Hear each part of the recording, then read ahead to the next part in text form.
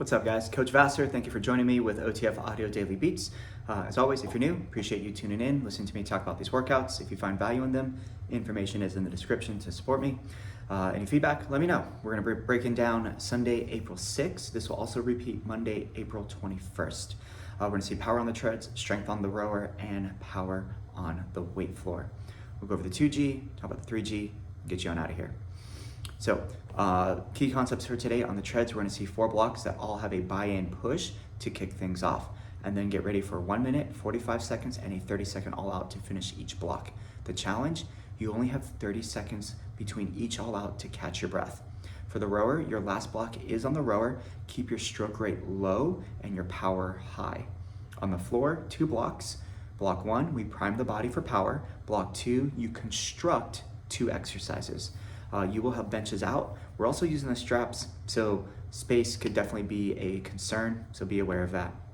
Looking at the treadmills, 4 blocks. First one, 5 minutes and 15 seconds, 90-second recovery between each block, and then 4 minutes and 45 seconds, 4 minutes and 15, and then the last one, 3 minutes, 45 seconds. They all follow the same format. Push, and then all out, walk recovery, all out, walk recovery, all out. As mentioned in the key concepts, the first all out's 1 minute, 30-second walk recovery, and then 45, walk recovery, 30-second all out. The goal today is to increase the push intensity and maintain the all out. So we're gonna start with a 2-minute push, 1 minute all out, 30-second walk recovery. Whatever they did for that 1 minute all out, commit to using it for 45 seconds and also the 30 seconds. The reason for this is, 1, they just did 3 minutes of tough work, and then they only have a 30-second window to catch their breath before we try to encourage them to get out of that comfort zone again. So it'll be very tough for people to increase that intensity unless they lowball that all out on that first one, okay? For the first 2-minute push, power walkers are at 5% or greater.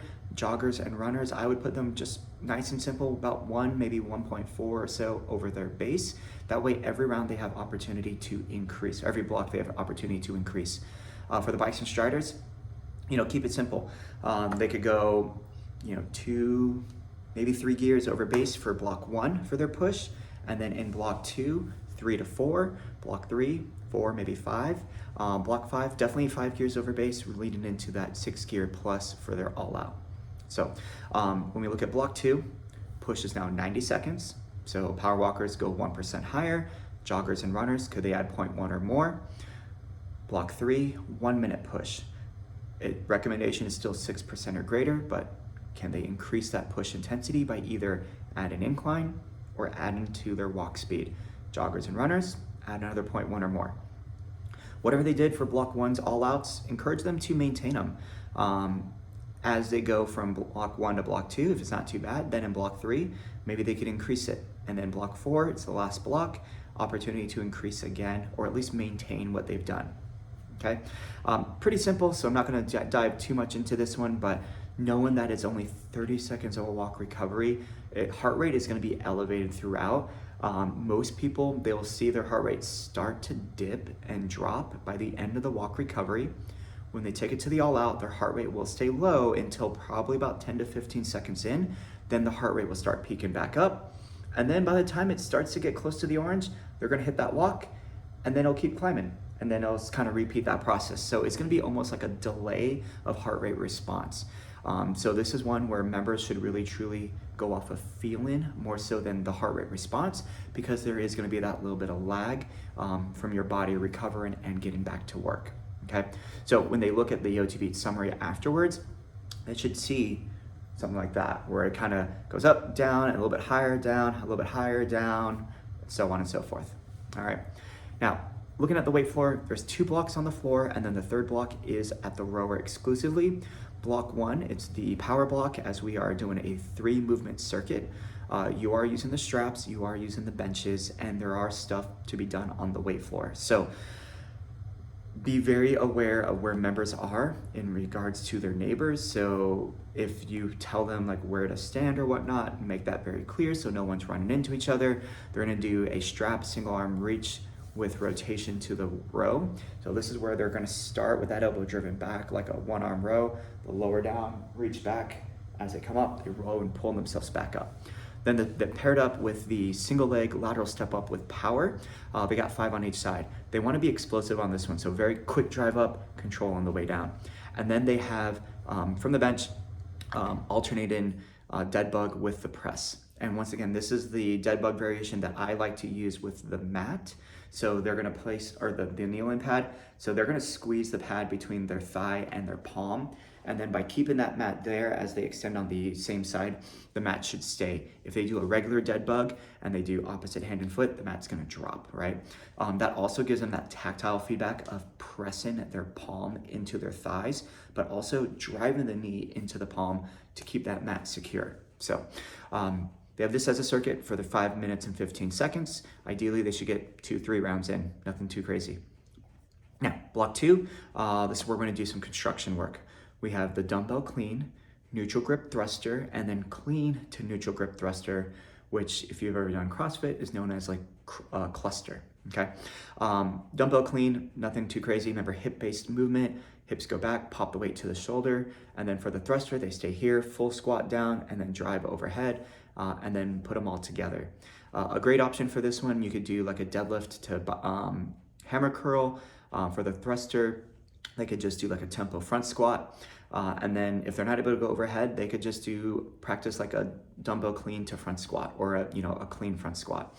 The second construction, they're gonna do dumbbell alternating low rows from a hinged position. Then keeping their dumbbells, they'll go into high plank, alternating knee drive, and then widen up their stance and then do plank low rows with the dumbbells. Ideally, they're using the same weight for everything, so they'll probably want to use something slightly lighter than they anticipate for the first low row, because they're going to use that for that plank low row. When they're done with that, they go back to the clean. And then the final block is at the rower.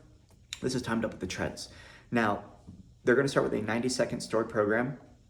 Stroke rate range is 20 to 24 strokes per minute. So this is a great opportunity if you have any rock star rowers. Almost treat this like a crew row and have members try to match that rower with the stroke rate. Okay, they're gonna do a 30-second push with the treads and then a 1 minute all-out row, but they still are at 20 to 24 strokes per minute. So it's more of a 10 out of 10 leg drive, but still have patience on the return. So rather than a high stroke rate and using momentum, drive back hard for those 90 seconds. Now, however far they get, they are looking to get at least half of that on the next round. The way it's set up though is you're doing the stored programs for 90 seconds, there's a 30-second recovery row, then they want you to do another stored program for 45 seconds. Personally, I would do rack and rest, that way members could get to the stored programs, get that set up. The way I like to do something like this is, do the first stored program, 90 seconds, a minute 30, 3, 2, 1, we take off all together, rack your handle, hit stored programs, select 45, leave it there. When I say 3, for the 3, 2, 1, hit use, because by the time the tablet reloads, it'll be good to go to start rowing at the start of that 45 all-out row. Still, same stroke rate, 20 to 24, and then rack it up, stored programs, 30 seconds, and then finish with that all-out row. And they want to stay within 50 meters of the previous distance for that last one. But still, half is a good way to kind of look at it. All right, that's the 2G. 3G, we're gonna see 3 blocks on the treads, 2 blocks on the rowers, 2 blocks on the weight floor. On the treadmill side, it is the exact same blocks 2, 3, and 4. So 90 push, and then 1 minute, 45, 30-second all outs. Block 2 is the 1 minute, block 3 is the 30-second push. Same goal, increase push intensity, maintain the all out, close the gap, right? Make that uncomfortable work harder to make the very uncomfortable work feel even more challenging. For the rowers, block 1, 20 to 24 strokes per minute. They are just repeating a 400-meter push row at that stroke rate with the single leg alternating halo. So one leg is up, med ball starts here, wraps around, med ball moves around the person rather than move the person around the med ball. 6 each leg. They'll rest and then hit that 400-meter push row again. They have 10 minutes for this block. So in all honesty, 3, maybe 4 rounds in. Their second block is the exact same 2G row block. So 90-second stored program, and then 45, and then also the 30-second, okay? The only difference here is they're gonna do this on their own time. So they're not timed up with the treads. Use 90 seconds. When they're done, go right to 45. When they're ready, when they're done, right to 30 seconds, okay? But also, because it's the same thing and it's the same timing as the third block, might as well just keep them timed up. And that's just me, all right? Looking at the weight floor, we're gonna see the construct for block 1 instead of block 2. So clean to thruster, low row, knee drive, alternating low row, rinse and repeat for 10 minutes. And then their second block is a bonus block. They're gonna have the full lateral step up to knee raise with an explosive tempo. So that's gonna be with dumbbells on each arm. Both feet start on the floor. Step up, knee raise quick, control, step off the bench, 4 to 8 on each side. And then the dead bug press from the bench, 8 total reps there. And they're gonna finish with that dead bug press as their finisher as well. So when you look at the template, like I said, the rower section does not list like the recovery rows and everything, but it's 3 minutes and 45 seconds, which is the same timing as the 2G's row block. So keep that in mind. Might as well time them up with that. Cool? Cool. That's all I got for you guys for the 2G and 3G for this April 6th workout. Once again, repeats on Monday the 21st. Any feedback, let me know. Any questions, ask away. Coach it down. You got this.